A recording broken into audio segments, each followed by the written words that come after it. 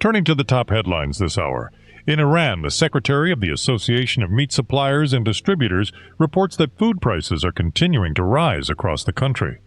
Meanwhile, President Masoud Pezeshkian has hosted a meeting with the heads of Iran's 3 branches of state. On the regional front, Iran has authorized several Iraqi oil tankers to transit the Strait of Hormuz. This comes as some analysts suggest Iran's threats against the strait are intended to challenge the U.S. regional order. In the U.S., allies of Michigan Republican Senate nominee Mike Rogers have reportedly asked AIPAC to halt its advertising. And in technology, a Chinese robot has reportedly beaten Usain Bolt's 100-meter world record during a test run. President Donald Trump is claiming the Strait of Hormuz as American territory. On Truth Social, the former president posted a map of the strategic waterway labeling it New American Territory. This follows comments he made last Friday, where he described the strait as belonging to the United States. Staff are returning to the Bushehr nuclear power plant in Iran. The head of Russia's state nuclear energy corporation, Rosatom, says the process is proceeding as planned. Alexei Likachev reports that the situation at the facility and in the surrounding region remains calm. Rosatom announced earlier this month that it had begun sending specialists back to the site, with 5 engineers already returning to work.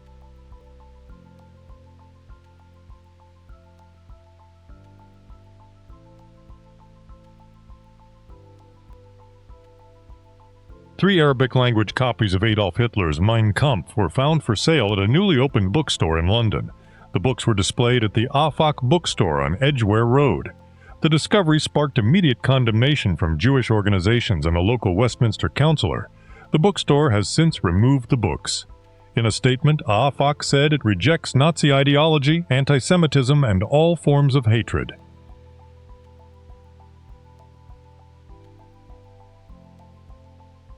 A former Iranian economy minister is warning of imminent instability in the country. Ihsan Kanduzi says all signs point to both a civil uprising and a war breaking out next month. Kanduzi claims that planned increases in fuel and energy prices will further inflame unrest across Iran. Iran's National Security Advisor Mohsen Rezai is warning the United States over recent economic pressures. Rezai says Tehran views President Trump's latest actions as economic warfare. He warns that further steps from Washington will trigger what he calls an earthquake-like response. Despite U.S. sanctions, Rezai claims Iran has exported roughly 70 million barrels of oil over the last 2 months. He also issued a warning to neighboring countries, saying those that join the U.S. economic campaign will be targeted. Mohsen Rezai, Secretary of the Supreme National Security Council, says both war and diplomacy provide essential experience. In an interview Saturday, Rezai stated that the leader of the revolution is bringing in experienced commanders to ensure lessons from the past year are used in future battles. He concluded that any future conflict will be completely different from the 40-day war. هم جنگ هم دیپلماسی دانشگاه تجربه اندوزی ماست که ما رو به رشد بریم. بنابراین این تصمیمی که رهبر عزیز انقلاب گرفتن در آمدن فرماندهان با تجربه و استقرار و استحکام اینها، این معناش این است که کل تجاربی رو که ما در 1 سال گذشته به کار گرفتیم حتما در نبرد آینده ما به کار میگیریم و جنگ آینده متفاوت از جنگ 40 روزه خواهد بود. این بود که این اتفاق Residents in Iran's Sistan and Baluchestan province are facing a severe fuel crisis. In the town of Mehrestan, locals waited for hours on Saturday to receive household gas cylinders. Sources say people arrived at the distribution site as early as 5 a.m. After 6 hours of waiting, officials reportedly informed the crowd that no gas was available. The failure has sparked widespread frustration among families struggling to cope with scorching heat.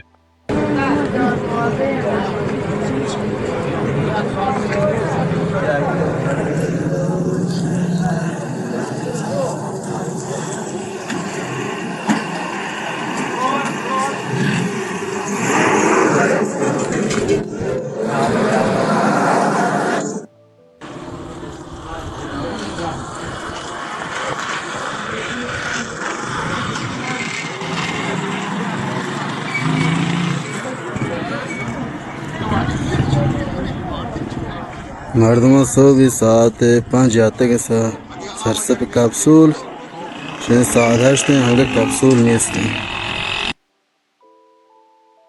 Hackers linked to the Iranian regime shut down a British power plant for 4 days last month. According to a report from The Telegraph, this marks the first time an Iranian-linked attack has successfully taken a United Kingdom power facility offline. Details on the specific plant and the extent of the disruption are still emerging. The city of Austin hosted a Stop Muslim Hate training session with the Council on American Islamic Relations, or CAIR, on August 13th.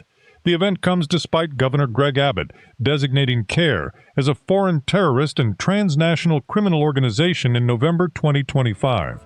This follows a 2008 federal trial where FBI agents testified that CAIR operated as a front for Hamas and the Muslim Brotherhood. An analyst with Iran International says the Islamic Republic is facing a critical three-way dilemma. Morad Vaisi reports the regime must now choose between accepting U.S. conditions, going to war, or facing a rapid economic collapse. This pressure is reportedly deepening divisions within the Iranian government. Hardliners like Ahmad Vahidi and Mohsen Rasai are calling for continued confrontation. However, President Pezeshkian and Speaker Ghalibaf say an agreement with the United States is essential. They point to blocked ports and halted oil exports as primary drivers of the crisis. تسلیم شرایط آمریکا شدن برای توافق، به سمت جنگ با آمریکا رفتن یا نه تسلیم نشه به لحاظ سیاسی، جنگم نره ولی با خطر فروپاشی اقتصادی روبرو بشه. فروپاشی که این روزها با سرعت بسیار زیاد و با شیب زیاد در حال وقوعه. مقامات ارشد جمهوری اسلامی، دقیقاً مقامات ارشد، نه پایین، حالا بر سر اینکه کدومی که از این سگانه مرگبار رو انتخاب کنن با یکدیگه دوچار اختلاف شدید شدن. اختلافاتی که روز به روز عمیق‌تر میشه و علنی‌تر میشه. گروهی از مقامات ارشد از جمله احمد وحیدی فرمانده کل سپاه، محسن رضایی دبیر جدید شورای عالی امنیت ملی و حسین طایب رئیس بسیج میگن باید به تقابل با آمریکا ادامه بدیم حتی اگر دوباره مجبور بشیم بجنگیم. Canadian Prime Minister Mark Carney says Canada is at war with the United States over trade. Carney claims the country was attacked during recent negotiations. This comes as President Trump maintains a 50% tariff on Canadian goods. The president is reportedly refusing to concede in closed-door talks.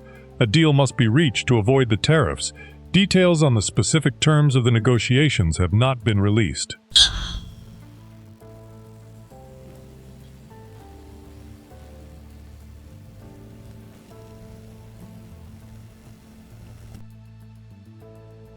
Billionaire Mark Cuban is sparking conversation about his political future.